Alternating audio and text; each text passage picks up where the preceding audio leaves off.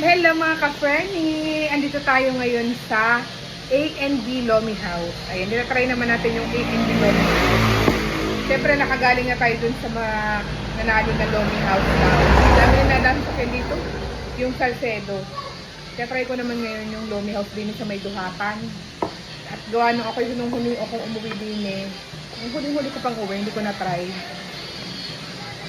yung lomi nila dito. Try natin kung anong pinagkaiba ng lomi ng A&B Lomi House sa iba pang lomi. Titikman natin at ang ating timusan. Ayan, malapot din siya. Saka ang bilis ng servings nila dito. Ganun. Ayan ang kanilang lomi malapot. Ay mga ka-Fernie, na-try nyo na ba yung lomi dun sa ano?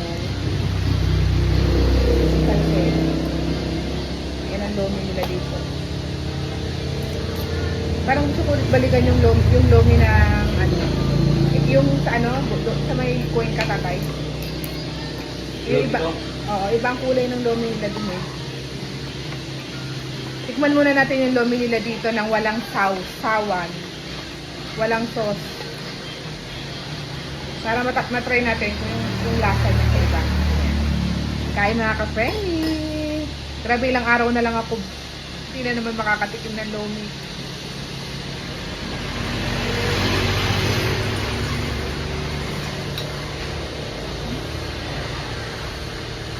Lapot ano? Iba yung lapot dito.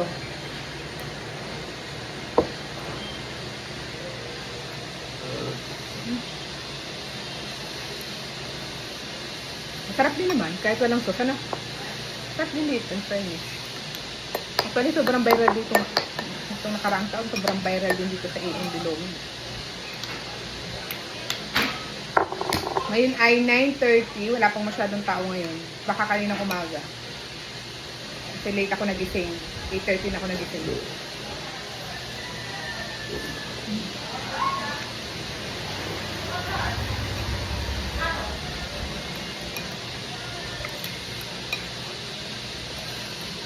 Lomi special yung order ko.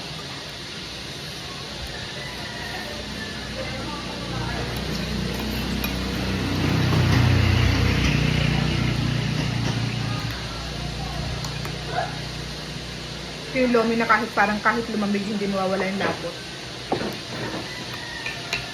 Sobrang lapot. Ano ba ito? Karne. Ang lambot na karne.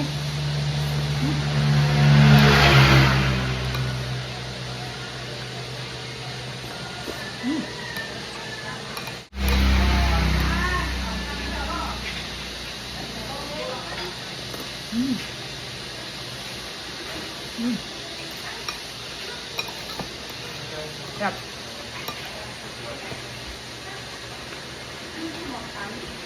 Minsan na nag-iiba kasi sa lomi yung kanilang ano. Yung parang pinakasabaw na ginagamit nila.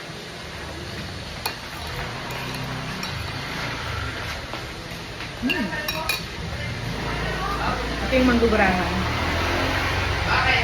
Border din ako ng manggugurahan ng A&B. Sarap.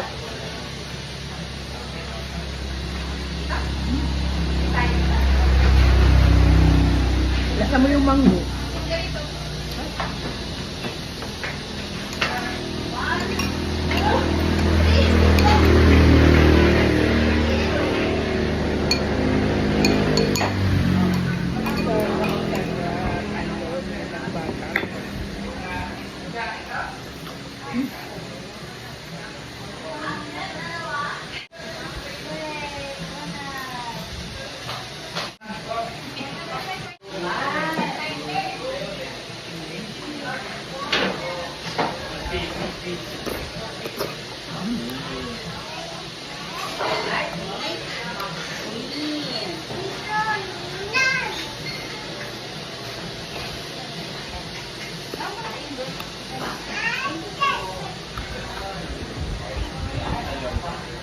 Totoo maraming ano.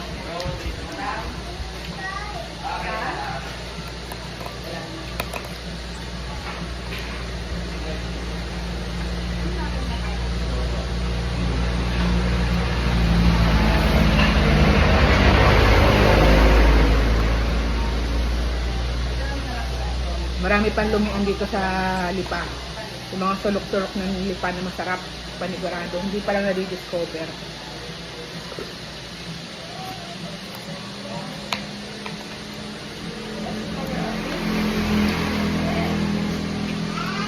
Hindi pa lang na-discover yung ibang lumian.